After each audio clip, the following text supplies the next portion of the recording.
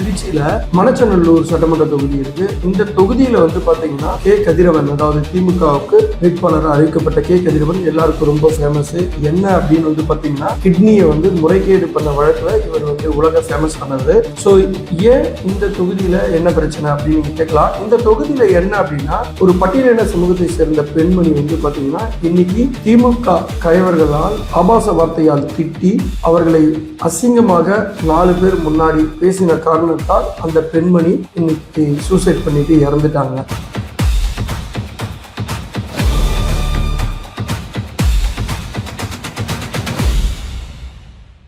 திமுகவோட தேர்தல் அறிக்கையில வந்து பாத்தீங்கன்னா 8000 ரூபாய்க்கு ஒரு கூப்பன் கொடுப்போம். அந்த கூப்பன் வந்து பாத்தீங்கன்னா நீங்க 8000 ரூபாய் மதிப்புள்ள வீட்டுக்கு உபயோகமான ஃப்ரிட்ஜோ, வாஷிங் மிஷினோ, கிரைண்டரோ, மிக்சியோ இந்த மாதிரி ஒரு பொருள் வந்து 8000 ரூபாய்க்குள்ள இருக்கிறத வாங்கிக்கலாம் அப்படிங்கிற ஒரு தேர்தல் அறிக்கையை கொடுத்தாங்க.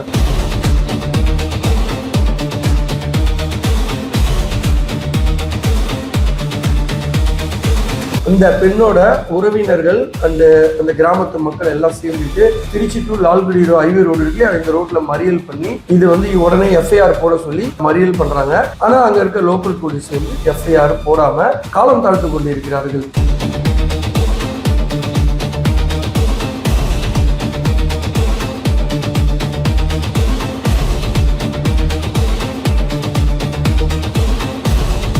இது வரைக்கும் நான் வந்து பட்டியல என்ன மக்களோட ஒடுக்கப்பட்ட சமூகத்துக்கு வந்து பாத்தீங்கன்னா நீதி கேட்புன்னு சொல்லி கட்சி ஆரம்பிச்சு சுத்திட்டு இருக்கிற திருமாவளவன் இதுவரைக்கும் எந்த கண்டன குரலும் இதுக்கு எழுப்பவில்லை.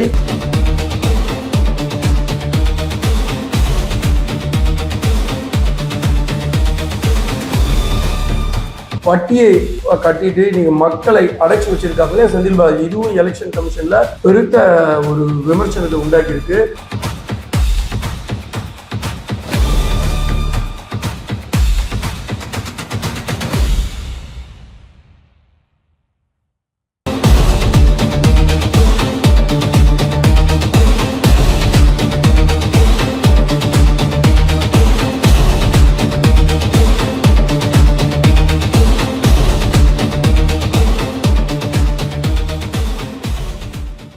வணக்கம் HKS வாய்ஸ் மீடியா நேயர்களுக்கு.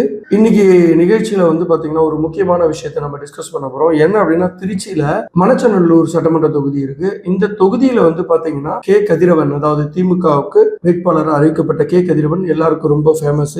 என்ன அப்படின்னு வந்து பாத்தீங்கன்னா கிட்னியை வந்து முறைகேடு பண்ண வழக்குல இவர் வந்து உலக ஃபேமஸ் ஆனவர். ஸோ ஏன் இந்த தொகுதியில என்ன பிரச்சனை அப்படின்னு நீங்க கேட்கலாம். இந்த தொகுதியில என்ன அப்படின்னா ஒரு பட்டியலின சமூகத்தை சேர்ந்த பெண்மணி வந்து பாத்தீங்கன்னா இன்னைக்கு திமுக கயவர்களால் ஆபாச வார்த்தையால் திட்டி அவர்களை அசிங்கமாக 4 பேர் முன்னாடி பேசின காரணத்தால் அந்த பெண்மணி இன்னைக்கு சூசைட் பண்ணிட்டு இறந்துட்டாங்க. ஸோ இதை பத்தி தான் இன்னைக்கு டிஸ்கஸ் பண்ண போறேன். ஏன் அந்த பெண்மணி சூசைட் பண்ணாங்க, ஏன் இந்த திமுக கட்சியை சேர்ந்த நபர்கள் ஏன் அந்த பெண்மணியை திட்டினாங்க, இதை பத்தி தான் இன்னைக்கு நிகழ்ச்சியில பார்க்க போறோம். ஸோ அதுக்கு முன்னாடி உங்ககிட்ட ஒரு அம்பிள் ரிக்வெஸ்ட் என்ன அப்படின்னா எங்க சேனலை தயவு செய்து சப்ஸ்கிரைப் பண்ணாம பாக்குற அத்தனை பேரும் சப்ஸ்கிரைப் பண்ணிட்டு பாருங்க. அதே நேரத்தில் சப்ஸ்கிரைப் பண்ணதோட மட்டும் இல்லாம பெல் பட்டனையும் நீங்க வந்து பிரஸ் பண்ணிட்டு பாருங்க. அப்பதான் நாங்க போடுற வீடியோ உடனுக்குடனே உங்களுக்கு வரும். சரி, வாங்க நம்ம நிகழ்ச்சிக்குள்ள போலாம். திருச்சி மாவட்டத்துல மணச்சநல்லூர் அப்படின்ற சட்டமன்ற தொகுதி இருக்கு. இதுல இந்த தொகுதிக்கு உட்பட்ட ஒரு கிராமத்துல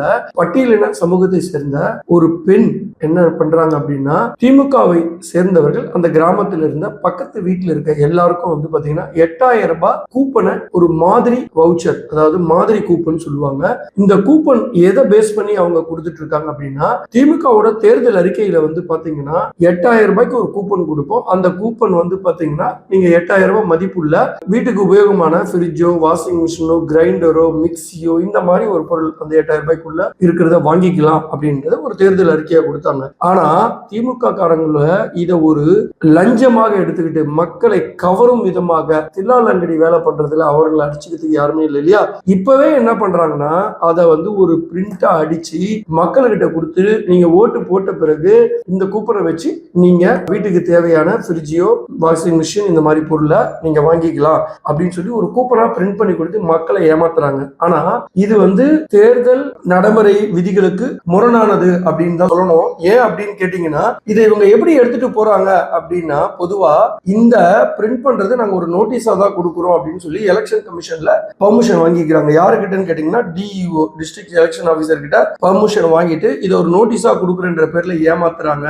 சோ இத பொதுவா எப்படின்னா இதை ஒரு கூப்பனாவே அடிச்சுட்டு இதை கூப்பனை கொடுத்துட்டு நீங்க ஓட்டு போட்டாதான் இது உங்களுக்கு வந்து இது எலிஜிபிலிட்டி கிடைக்கும் அப்படின்ற மாதிரி ஆசை வார்த்தை கூறி ஏமாத்துறாங்க. சரி, இது எப்படி இந்த விஷயம் வந்து இந்த இன்சிடென்ட் நம்ம பேசுற விஷயங்களானது இது ஏன் அந்த பெண்மணி சூசைட் பண்ணிட்டாங்க அப்படின்னு நம்ம பார்ப்போம். என்ன பண்றாங்க திமுக கயவர்கள், அதாவது இளைஞர் அணியை சேர்ந்தவர்கள், உள்ளூர் கிளை செயலாளர்கள் மற்றும் இளைஞர் அணியை சேர்ந்தவங்க என்ன பண்றாங்கன்னா ஒரு கூப்பனை எடுத்துட்டு போயிட்டு இந்த பெண்மணி இறந்தது பெண்மணின்னு சொல்றேன் இல்லையா, இந்த தலித் பெண்மணி அவங்க வந்து பாத்தீங்கன்னா பக்கத்து வீட்டுக்குலாம் கொடுக்குறீங்களா, எனக்கு ஏன் கொடுக்கல அப்படின்னு கேக்குறாங்க. அப்ப அவங்க என்ன சொல்றாங்க, உங்களுக்கு தான் ஏற்கனவே கொடுத்துட்டோம் அப்படின்னு சொல்லி தவறுதலா அந்த பெண்மணியை வந்து சொல்லும் போது அந்த பெண்மணி எனக்கு கொடுக்க வெளியே கொடுத்தா நான் ஏன் கேட்க போறேன் அப்படின்ற கேட்டதா சொல்லப்படுது.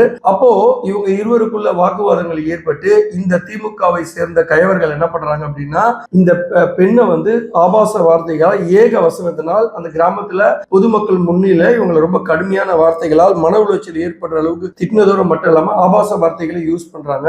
இதனால அந்த பெண்மணி வந்து பாத்தீங்கன்னா பெண் வந்து பாத்தீங்கன்னா மனம் முடிஞ்சு போய் சூசைட் பண்ணிக்கிறாங்க. சோ இது வந்து ரொம்ப ஒரு கஷ்டமான ஒரு செயலுங்க.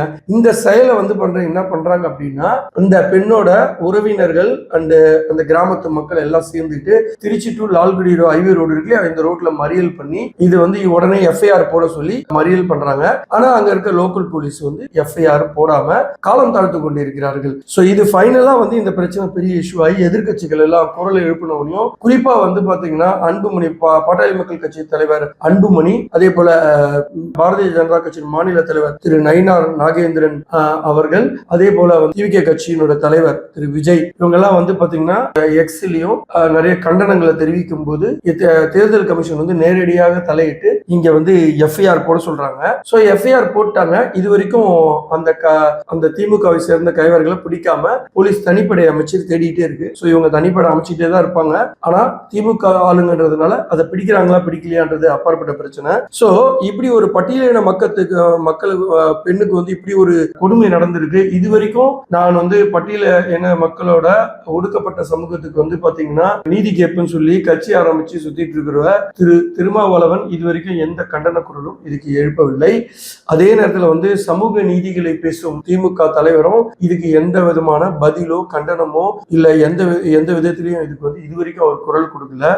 சோ இது எல்லா எதிர்கட்சிகள் தலைவரும் இது ஒரு பெரிய விஷயமா பேசியிருக்காங்க. இது வந்து மிகப்பெரிய விஷயமா தான் கருதப்படுது. என்ன அப்படின்னு வந்து பாத்தீங்கன்னா இந்த கூப்பன், அதாவது திமுகவை சேர்ந்தவர்கள் வந்து எப்பவுமே வந்து திருடுறதுக்கும் சரி திருட்டுத்தனம் பண்றதுக்கும் சரி கை தேர்ந்தவர்கள் என்றது தமிழக மக்கள் அத்தனை பேருக்கும் தெரியும். உதாரணத்துக்கு வந்து பாத்தீங்கன்னா ஆர்கே நகர்ல எலெக்ஷன் அப்ப வந்து பாத்தீங்கன்னா செந்தில் பாலாஜியோட வந்து ஐடியா வந்து பாத்தீங்கன்னா 20 ரூபாய் நோட்டை கொடுத்துட்டு இந்த நம்பரோட நீங்க எலெக்ஷன் முடிஞ்சதுக்கு அப்புறம் ரிசல்ட் வந்த பிறகு நீங்க போனீங்கன்னா ஒவ்வொருத்தருக்கும் 2000 ரூபாய் தருவாங்க அப்படின்னு சொல்லி 20 ரூபாய் நோட்டு கொடுத்த அந்த செந்தில் பாலாஜி, அதே போல பட்டியை கட்டிட்டு நீங்க மக்களை அடைச்சு வச்சிருக்காங்களே செந்தில் பாலாஜி, இதுவும் எலெக்ஷன் கமிஷன்ல பெருத்த ஒரு விமர்சனத்தை உண்டாக்கி இருக்கு.